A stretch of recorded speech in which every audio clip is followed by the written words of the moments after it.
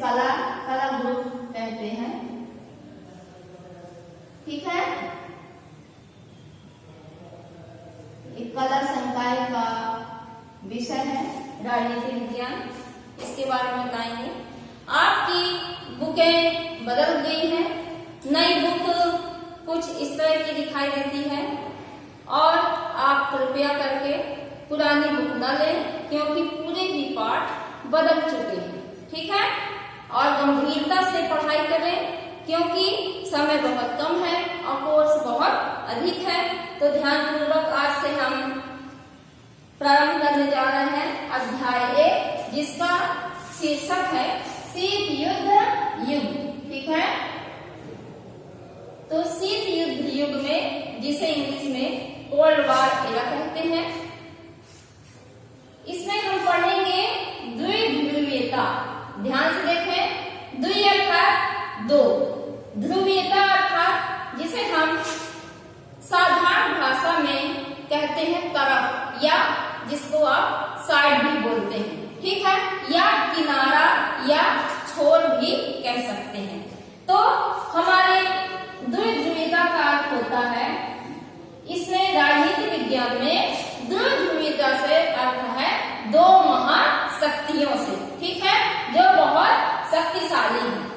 द्वितीय विश्व युद्ध के बाद जो 1939 से 1945 के बीच लड़ा गया था, उसमें जो महान शक्तियों ने भाग लिया था, Britain, France, Germany, Italy, Austria, Spain, पुर्तगाल आदि, इन महाशक्तियों को बहुत क्षति हुई। ठीक है, तो इस क्षतिपूर्ति के कारण दो महाशक्तियों का जन्म हुआ, जिसका एक का जो मुख्यतः एक मुख्य भूमिका निभा रहा था, एक महाशक्ति अमेरिका बन चुकी थी और दूसरी महाशक्तियां जो थी वो सोवियत रूस था। ठीक है, तो दो महाशक्तियों का युद्ध जन्म हुआ, जो अमेरिका और सोवियत रूस के रूप में जानी जाती है। ठीक है, तो द्विध्रुवीयता, ध्रुव और ध्रुवीयता का अर्थ आप जान लें। एक आपकी बुक में एक टॉपिक है ध्रुव और ध्रुवीयता का अर्थ। ठीक है, तो ध्रुव और ध्रुवीयता का अर्थ आप जान लें।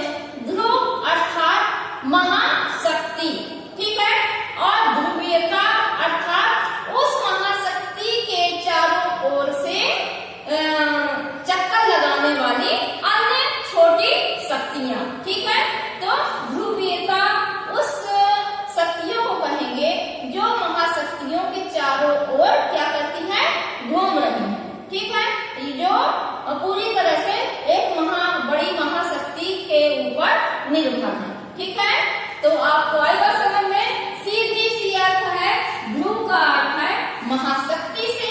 ठीक है, जो एक मुख्य भूमिका निभा रहा है। जैसे आपके परिवार में ही देखो, एक मुखिया होता है और सदस्यगण क्या होते हैं, उस मुखिया के बात मानते हैं, अर्थात उनको एक विश्वास रहता है कि हम किसी संकट में फंसेंगे तो हमारा जो मुखिया है वो हमें शक्ति प्रदर्शन करके क्या कर लेगा, हमें बचा ले जाएगा। उसी प्रकार से इसमें भी हम समझेंगे ध्रुव अर्थात महाशक्ति और ध्रुवीयता अर्थात शक्ति के केंद्रों को व्यक्त करता है। ठीक है, अर्थात जो शक्ति के केंद्र बनाए गए हैं छोटे छोटे, उनको ध्रुवीयता के रूप में व्यक्त किया गया है। अर्थात मुख्य केंद्र के अर्थात ध्रुव के चारों ओर चक्कर लगाने वाली अन्य शक्तियां। ठीक, अब देखो यहाँ आप कॉपी में भी ध्यान से लिख लें ध्रुवीयता का अर्थ और उसको ध्रुवीयता का अर्थ, ध्रुवीयता किसे कहते हैं, ध्रुव और ध्रुवीयता का क्या अर्थ होता है, ये भी।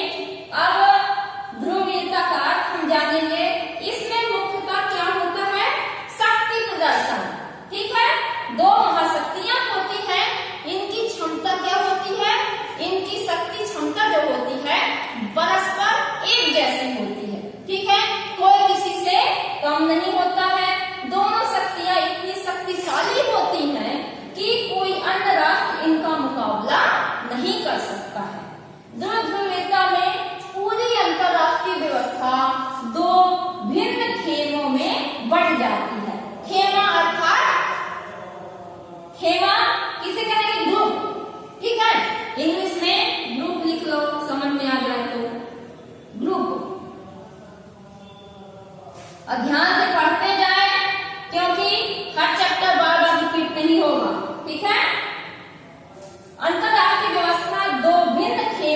बढ़ जाती है, इनमें संघर्ष असंभावी है।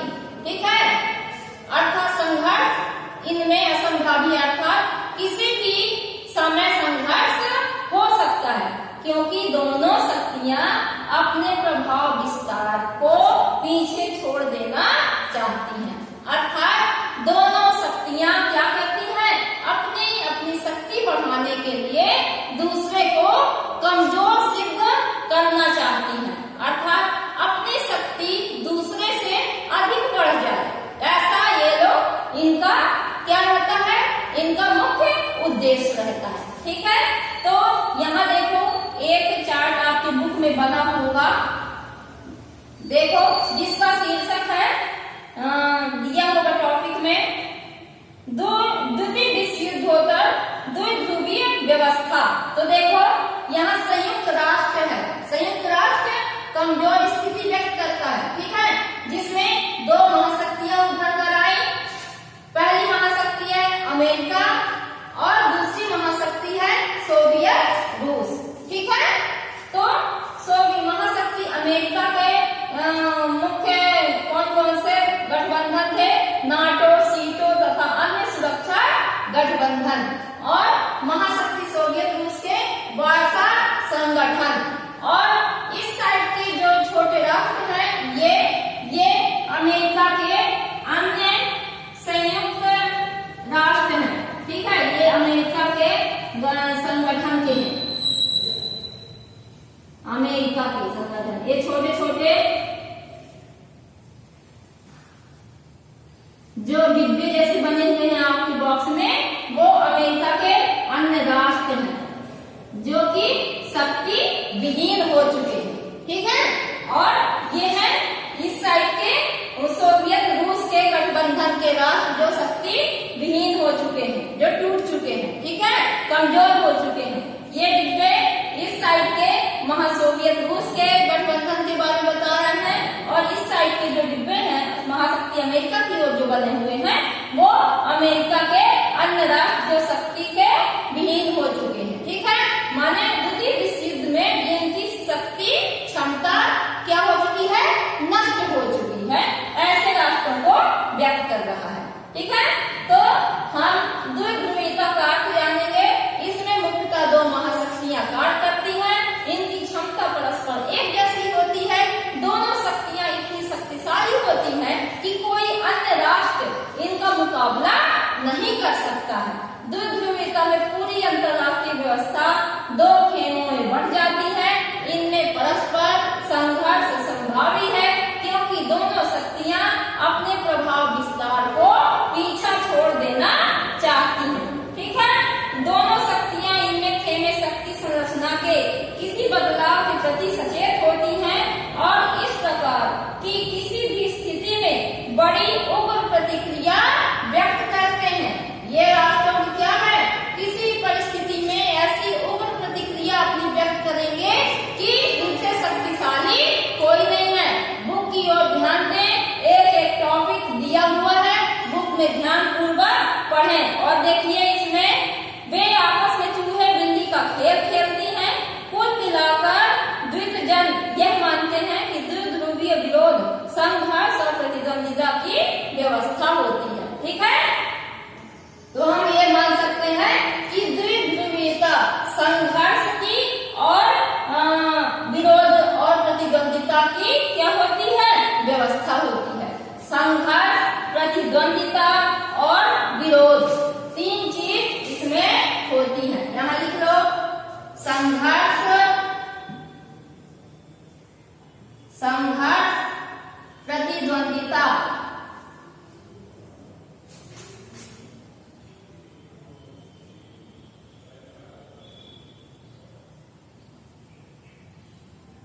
प्रतिद्वंदिता और विरोध। ठीक है, प्रतिद्वंदिता और विरोध की व्यवस्था होती है।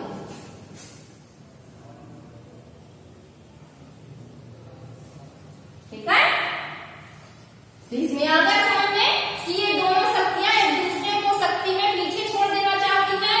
इनमें संघर्ष होता है, प्रतिद्वंदिता होती है,